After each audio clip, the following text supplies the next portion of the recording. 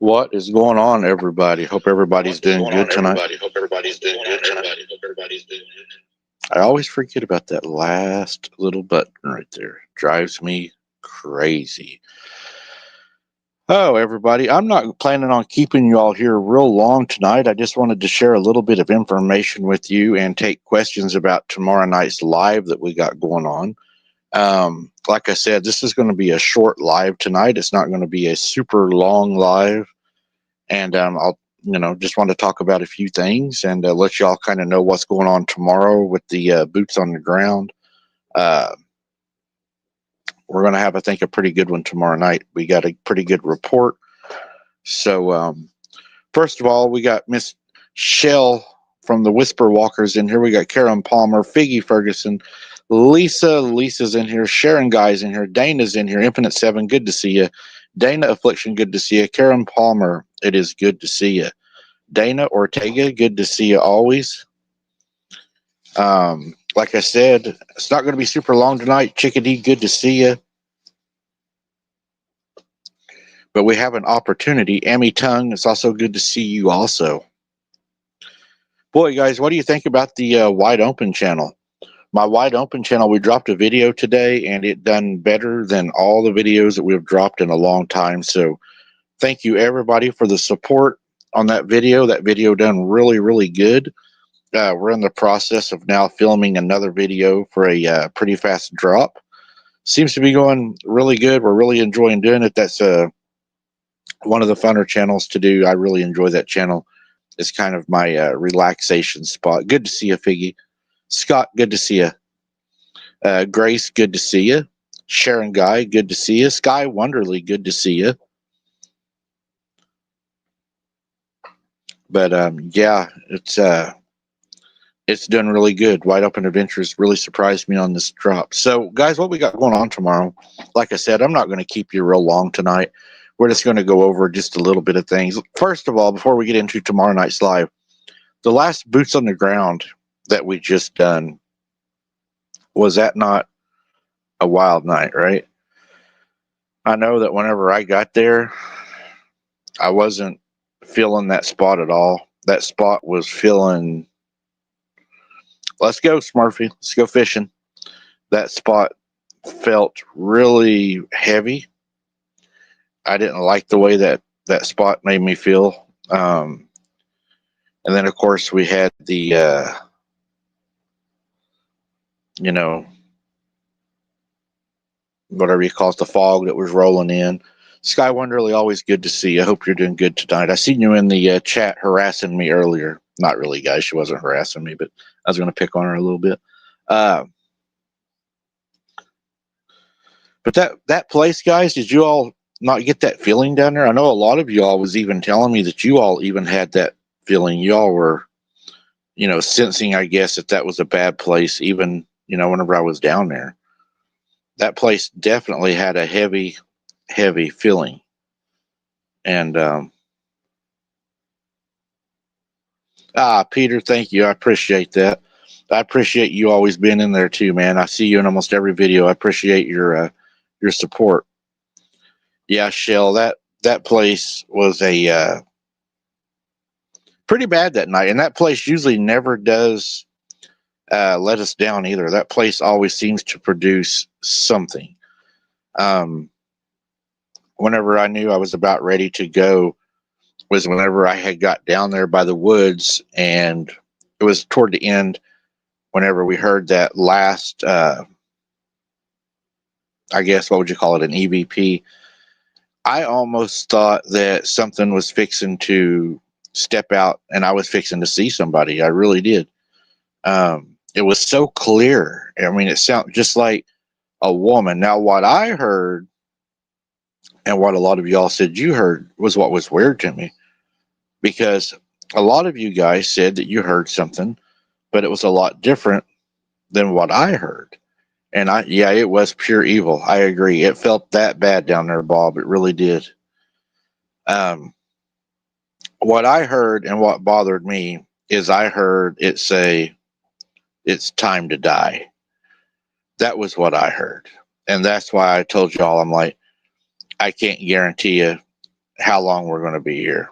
Because when I heard that, I honestly thought somebody was fixing to step out from behind the tree. It was so clear to me. It's almost like it was like the people that are stalking me and following me around. It was almost like I don't know. I felt like maybe they were down there and maybe I had walked up on them and I had caught them and, they were fixing to step out and I was like, oh, it's fixing to be on now. But then, I start thinking about it and I'm like, there ain't nobody here. There was no cars when I drove down here. And, people where I'm from, you don't just walk around down here just to be walking around. Hey, Henry, good to see you from the BFR. He's also in the Wide Open Adventures channel, guys. Always good to see you, Henry. But yeah, it was a night to remember. I'm sure we will visit that place in the future. But until then, we have a good one coming up for y'all tomorrow night. And instead of doing a short, I thought I would just do a short live tonight and kind of let y'all know what's going on tomorrow night. So I've been out and about doing the Wide Open Adventures, filming and stuff, quite a bit of areas, around here. We got a lot of things coming up. We got squirrel season right now. We got dove season right now. We got deer season just started. So I've been out driving, looking at things, filming, and I've met a lot of new friends while I've been out doing it. Well, one of the ones I met, he told me about an encounter he had and where he had the encounter at. And we got to talking before joining a room of investigations. I thought Bigfoot dogmen were animals, didn't know how much demonic stuff associated with them. Yeah, Chickadee, these things, I mean, they seem to be, pretty evil. And we're going to do another segment on vampires and where I believe they come from. And yeah, it's going to be a good one. I look forward to doing that. But he got to talking to me, and whenever he was talking, I could tell that. Okay, so I told him that I also done abnormal investigations, and I was kind of explaining to him, what I did. Skywonder says, we need to get you on with Tony Merkel. Y'all could talk forever. He talks about how he hears things and audio says another all the time. Wow, that's interesting, Skywonderly, because Jesse and I have noticed that the EVPs are a lot different on my side for sure. That's very interesting. I'll have to remember that. But anyway, we were sitting there talking, and I could tell at first he was just a little bit uncomfortable, as most people are whenever they're telling you, about an encounter, because some people think that, you're crazy. Well, he's like, I want to tell you a story then. He goes, since you investigate this, and see what you think. So he told me that he had went camping. Everybody's starting to camp this time of year. You've got deer season coming up. You got cooler weather. You got deer camps are going up right now. A lot of people camp plumb through deer season. So this is the time of year when you really get the personal encounters that really start to happen, and they start talking to you. So he's sitting there and he was telling me, he said, we were at the campsite. My wife and his daughter were there with him. He had a young daughter. She was 12 years old. And he said they were sitting there and they kept hearing this, what sounded like a deer, he said, walking around out in the woods. And he said he could hear it crunch, crunch, crunch, crunch. And he was like, that sounds more like it's on two legs. But he said you start trying to rationalize, because this guy said he was not a believer in any of this until this year, this fall. And he said, I'm sitting there and I'm like, okay, do we got somebody out in the woods messing around our campsite, right? And they're staying in a camper. They have a pull behind camper.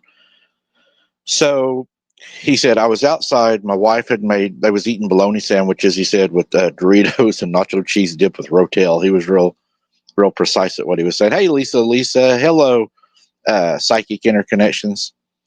And he says, he was out there and they was eating outside and he kept hearing it. So he told everybody, he said, I'm going to go for a walk. So he said, I walked up into the front of the camper, and he said I grabbed my 45 and I stuck it in the front of my belt, and I went.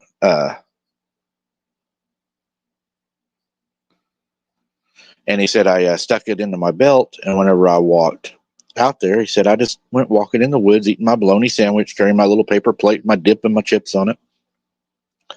And he said I can hear whatever was out there walking. It starts walking kind of a little bit away from him. Hello, Barbie B, good to see you. And he said I was like, whatever this is, it's not trying to get away. It's just trying to stay out of reach.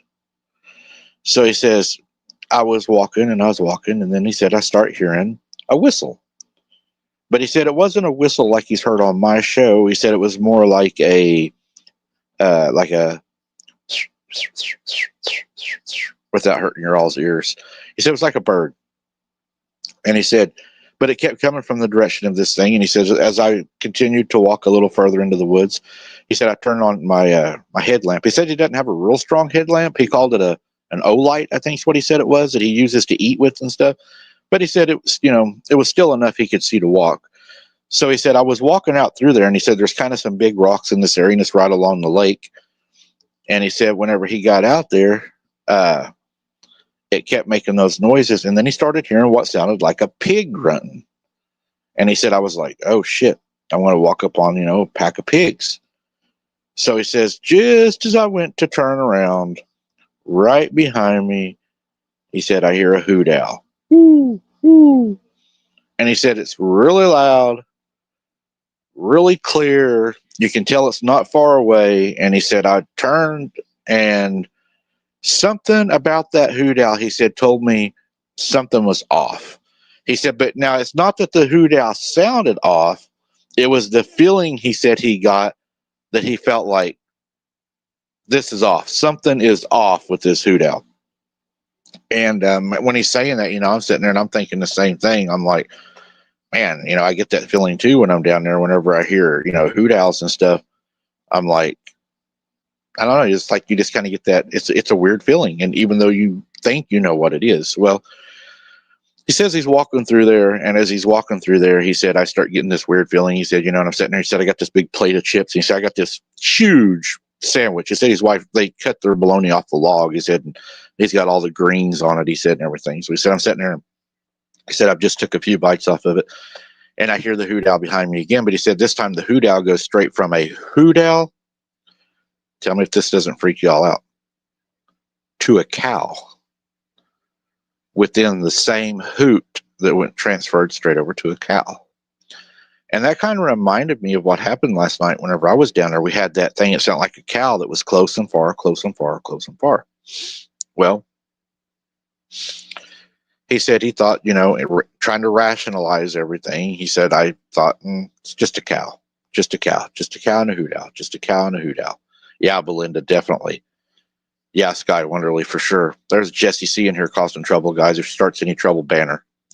But anyways, I was moving down through there, he said, and I hear, he said, something scraping up in a tree. He said about 60, 70 yards from me. Whatever it was, had now either landed in a tree, had either climbed a tree, but he said it's in this big old tree. And curiosity, how curiosity is, he said, I couldn't help but to walk down there and to try to figure out what is it. Can you please look into your audio when your boots on the ground? Bob, I did, and my audio all said it was good, and I checked with a lot of people, and they said they was hearing fine, but I will go over it, though. I will check that out. He said he continued down to this big tree, and hey, Tammy, good to see you. And he said, I'm looking up there, he said, he's got this little O-light on. He said, I'm trying to see best as I can. And he said, while I'm looking around, I catch eye shine. But he said, now remember, this guy does not believe. Hey, Clough, good to see you, bro. He says, I do not see anything that looks out of the ordinary, because remember, he does not believe in these cryptids. So he's thinking at this point, it's still a monster like a bobcat or an owl. So he said, I see the eye shine. And he said, whenever I look up into the tree, I see it. He said, I caught a glimpse of his head, and he said it was moving like this, and it was looking at him.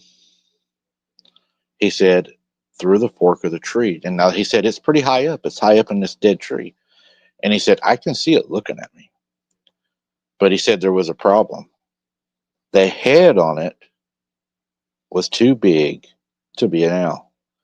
He said the head on it was like the size of a baby cub. He said he wouldn't say it was a full grown bear head. He said it was huge. He said it had the little bitty pointed ears, and it looked like an owl head, except for way larger, just the head, not even seeing the body. He's just seeing this head looking through the fork of the tree. Hello, Amanda's Crazy Life. Good to see you. And he says, as I'm looking at this thing, it's looking at me. And he said, at first I thought, man, that's a big owl. That's the biggest owl I've ever seen. And he doesn't believe in these things, remember. And he said, I had this really weird feeling. He said, so I turned around and I started to walk away. And as I was walking away, he said, I heard my name called in like a deep, kind of a growly voice that said, Frank. And he said, the only way I know that it could know my name is we have been camping down there. And his wife calls him Frank, and she yells at him and stuff, calls him by Frank. He said, I haven't been that scared in a long time. He was in Desert Storm, actually. And he said, it bothered me. He said it bothered me a lot. Hello, Nancy. Good to see you. And he said, hello, Shelly Belly. He said it was a feeling like he hadn't felt in a long time. He said, I felt like I was fixing to have to fight for my life. He said, I was afraid, And he's looking at me the whole time. We're standing down there. He's actually sitting and fishing as he's telling me this story, because I'd walked up to see if he was catching any fish, because I was actually filming for Wide Open. So Wide Open does run into a lot of these guys. If you're not subscribed over there, I would recommend it, because this stuff could happen on Wide Open while we're out live doing our fishing and stuff. Because, we can't control when this stuff happens. So, anyways, he said he felt like that. And he said, I turned around and I looked again. And whenever I looked, he said, I saw something that didn't make sense to me. He said, I saw an arm around the tree move. Like whatever was connected to this head now had a human-like arm. And he said, I knew then that what I was looking at was not an ordinary owl. He said, I tried not to, to act like I knew that it wasn't a regular owl. He said, because I felt like it was really important, because I think that if it would have known that, he said, it could have put me in, bigger danger. So he said, I tried to ignore it. I turned around and I started walking off. And he said, as I was walking off, it done the hoot owl again, but really loud. But he said the thing was, up in front of me, there was another one that started hooting back at that one. So now there's two communicating. So he said, I start walking back and I hear the thing say again, Frank. And he said, I turned around, and whenever I looked, he said it was staring right at me. This time, it was lower on the tree, and it was looking around the side of the tree like it was making its way to the ground, and you saw two arms wrapped around the tree. So he said, I wasn't sure what to do. He said, so I said, all right, you little hoot owl, you must be hungry tonight. Here. And he said, I just laid my plate down with my Doritos and my sandwich and everything. Hey, Lanita, good to see you. And he said, and just said, here, you can have it. Here's your little snack for tonight. And he says, as I'm walking off, he said, the moon is out pretty good. He can still see pretty good. And they got their camper party lights on, is what he called them. And he said, you can kind of see into the woods whenever they're on also. And he said, so I start trying to like walk away. And he said, I hear whatever it is make its way completely down to the ground. And he said, I can hear it walking in the leaves, crunching the sticks. And whatever was in the tree now is on the ground behind him, walking toward him. So he said that feeling comes over you to where you want to run, you know? He said, you just want to get away. And, hey, what's up, Key? And or is it K? K, what's up? And he said, I just want to run. And he said, but I knew that if I run, out of everything I've learned and everything I've heard, if I run, that could cause this thing to attack or to pursue me. So he says, I start walking even slower, you know, just kind of like, you know, making my way back to camp. And he said, that's whenever I heard it. He said, I heard it eating the chips. You could hear it crunching, he said, the Doritos. And he said, I turned around and I looked back. And he said, I just have this little bitty light on my head. It's not even a beam light, it's more of an aerial light. And then you got a little bit of the party lights off the camper shining just, he said, into the woods where you have that little ring of light that reaches out just a little ways, right? And he said, it's standing there on two legs. And he said, this thing is probably around 7-8 foot tall. He said, it is now standing there eating the sandwich and the chips that I've left it. And he said, the head on this thing was so freaky looking compared to the body. He said the head was a lot larger than the body, but it looked just like an owl. He said it had the pointy ears. He said whenever it turned its head, you couldn't really see a neck. It's like the head was pivoting on top of the shoulders, he said, just like spinning, like looking. So he said, I started walking toward the camp. He said, a little bit faster now. He said, because I'm knowing right now that this is not somebody. He said, by the way it looks, how tall it is, the way it's moving, and it has the eye shine. Humans don't have that eye shine. So he said, I'm now really trying to get back to my family. He said, my wife and my little girl are back at the camp, you know, by themselves. And he's like, I don't want them there by themselves. So he says, I finally, as I'm getting to the edge of the woods, almost to where our camper's at, he said, I can hear it behind me. And I know it's following me. But he said, the whole time he hears it like crunching on chips. Like this thing has no problems eating what he left it. So he said, I get back to camp. And inside of their camper, he said they have a TV and they have, I think he said it was a PS4 or something. So his little girl was inside playing and his wife was outside, and his wife came outside and she was like, did you find the hoot owl? And he said, I just looked at her and I said, oh, I found a hoot owl. All right. Oh, wow, Dana. That's interesting. 'Cause that's kind of like what he was saying too, Dana. And, hey, Mindy, good to see you.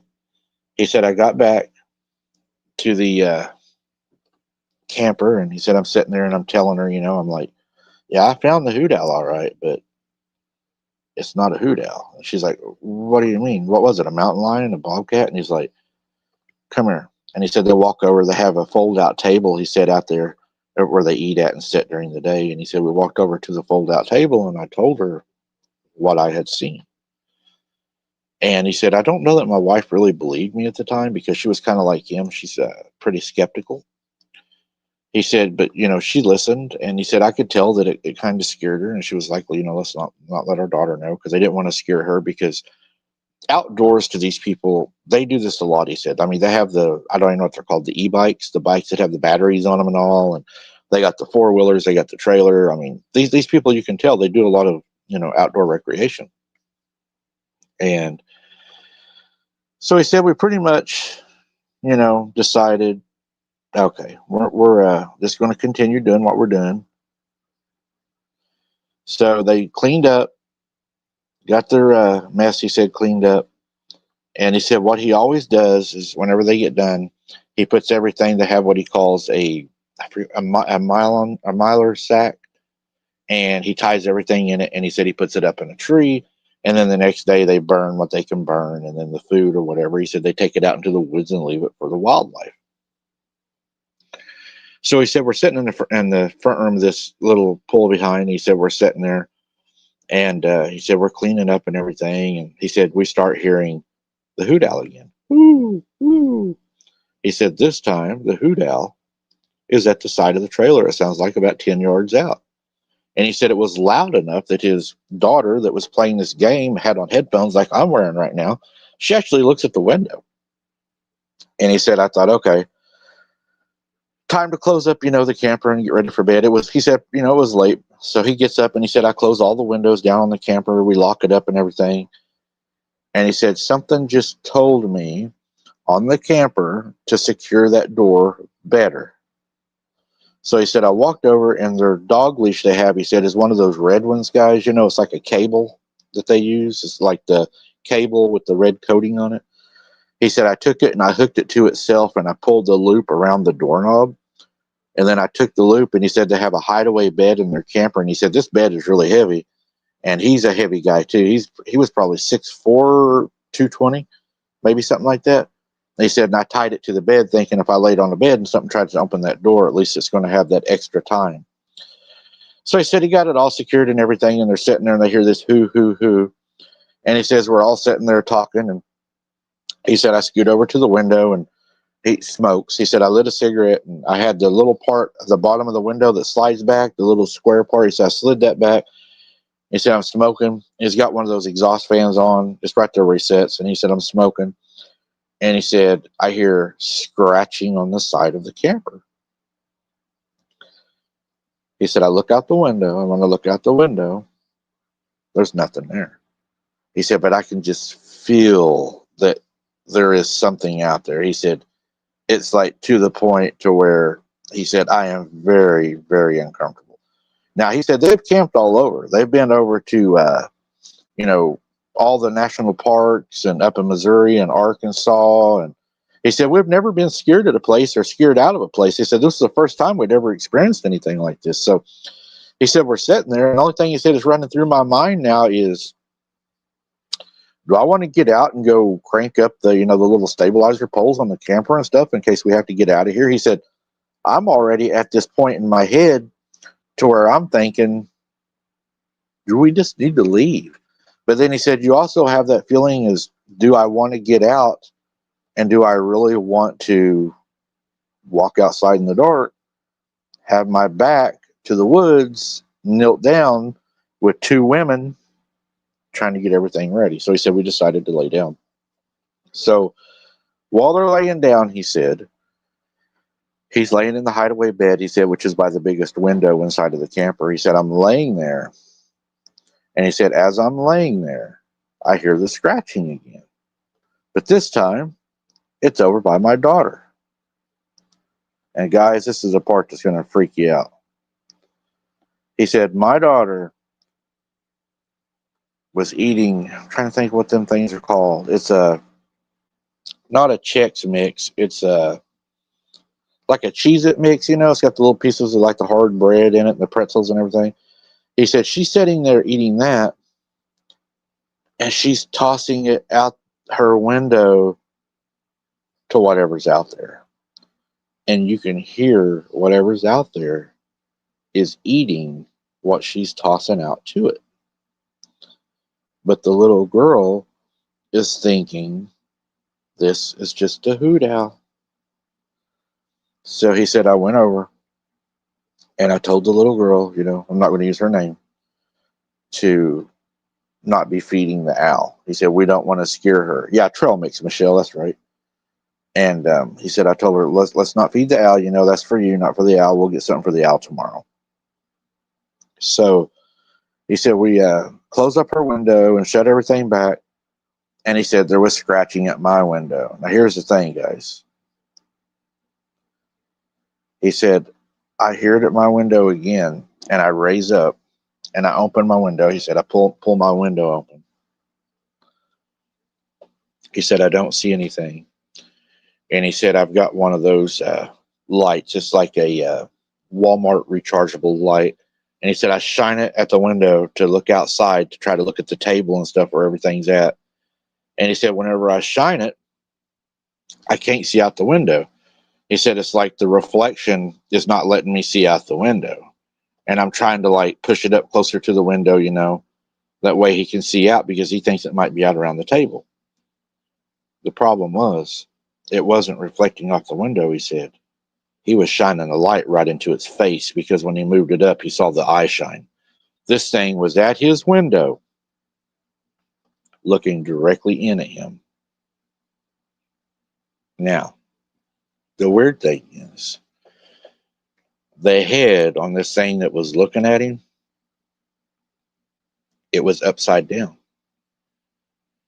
And he said, whatever this thing was, it did not have a bill like a hoot owl. Because I asked him, I said, did it have a beak, you know? He said, no, it didn't have a beak. But he said it had a really little mouth, like a little bitty mouth that didn't even match its head. Its mouth was way off. But he said it had huge eyes, big yellow eyes. He said they were huge, almost touching in the middle. That's what he kept saying. And he said the weird thing was the nose on this thing looked like kind of like a Bigfoot nose. It was big and flat. And he said it had feathers and it looked like a hoot owl with the little bitty ears. And he said, but this thing's upside down. He said, I yelled. He said, I'm not going to lie. He said, I did. He said, I yelled. And he said, I shut the curtain and I grabbed my 45 and I opened the opposite on the other side of the camper was their door. He said, I went to the door on the other opposite side and he said, I opened the door and I held the 45 in the air and he said, I shot twice. And then he said, I shut the door and I relocked it, put the dog leash back around it. They have a looks like an assault 12 gauge. It's got a pistol grip on it. He showed it to me. He had it in his truck. And he said he keeps double lock buck in it, and then he's got a slug, double lock buck and a slug. So he said I grabbed it and I jacked it, and he said I told my daughter there was coyotes because it's just, you know, they're still not wanting to scare her. So he said, as I'm sitting there in the chair debating on should we stay here or should we leave, he said something come to mind. He said I got to thinking earlier whenever his daughter was putting the trail mix out to it, that whenever she was putting it out the window, that this thing was not on the ground. It was either hanging upside down at her window and she was handing it to it and she couldn't see what she was doing, or she was actually tossing the food out into its mouth. And he said that is whenever it bothered him really, really bad. He said, I knew at that time we was going to have to leave. He said, I was ready to take the risk to leave. So he said, I gave my wife the shotgun. He said, I grabbed the pistol. I got out. We jacked up all the stabilizer bars. He said, the whole time I'm doing this, I'm hearing stuff walking outside. He said, I'm hearing little bitty whistles and birds that are supposed to be asleep. He said, just, it's like the forest was alive, he said, with the daytime stuff that's not even supposed to be there, you know? Hey, Jeremy, good to see you. Glad you was able to make it. And he's like, it's like the whole forest come alive right around him. But he said, then the hoots started again. You could hear the hoots and the hoots and the hoots and the hoots. So they got everything done. And he said, they're driving out of here. And I know exactly where this is at. There's a dirt road, and then it turns into a county road that's paved. He said, right before they got to the county road where it's paved, there's a house on the left-hand side. He said, we almost got to that road, and something, he said, bigger than a human flies just above their windshield and across where it almost hit their truck.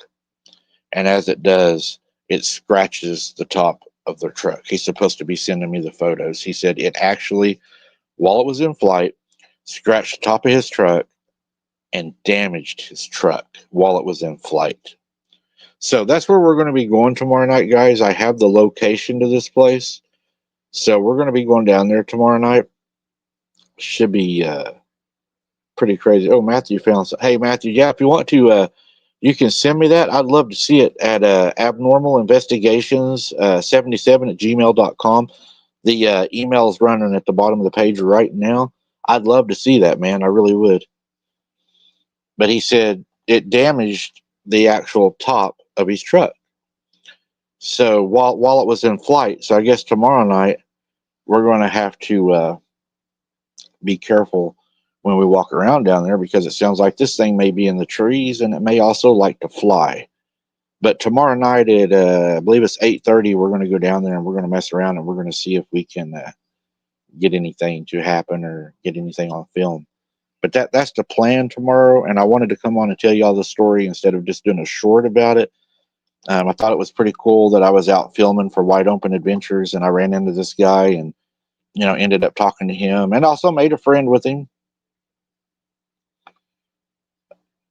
Matthew, I'm ready to see it now for sure, bro. Yeah, just send it to me, and I'll take a look at it for sure. And yeah, that's right, Jesse. I'll be watching the trees tomorrow night for sure, because if this thing can fly and it's in the trees and it makes hoot owl noises, we hear a hoot owl tomorrow night, I'm probably going to be a little on edge, because he said that's how it started out with them, was hearing a hoot owl. So yeah, it's going to be fun tomorrow night. I believe I got it set for 8:30. Sky Wonderly. It should be a good one. If you want to go, Sky, I mean, you just come on down and make some BLTs or something if you want, if you're hungry when you get there. But but yeah, I plan on going down there, and we'll see if we can get the same reaction that they got, or we may not. You never know. Um, Makes you wonder sometimes, was it because he had a female with him and he had a child with him? Would that possibly be why he would have a larger encounter? I've heard people say, a lot of the older people around the town always said, if you want an encounter, you you better take a female with you, because that seems to bring them in. It really does. That sounds good, Sky. We'll have some BLTs. Man, I'd love to have some BLTs with some fresh garden stuff. Man, that would be good. Guys, I wanted to tell you that.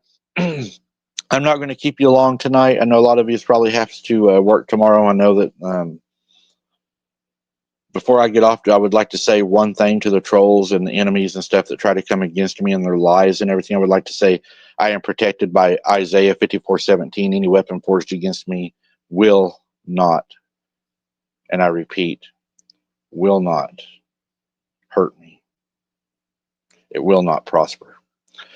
Guys, until next time, until tomorrow night at 8:30, be safe, be blessed, and we'll see you tomorrow night at 8:30. Good night.